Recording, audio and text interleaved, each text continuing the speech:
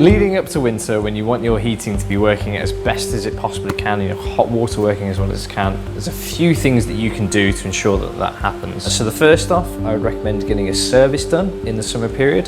That's just to make sure that the boiler is actually working as it should and the heating system is working as it should. You can also just run the heating system intermittently, just a couple of times, maybe once a month or every other week, leading into the winter period to make sure that it is actually working well. It's also worthwhile checking the pressure on the boiler. You're looking for it to be just above 1 bar, between 1 and 1.5, and again check that going into the winter period as well. Some of those things you can do yourself, but some of it will need to be done by a professional, so you can visit our website and you can find some local professionals to you, as well as some other hints and tips as well.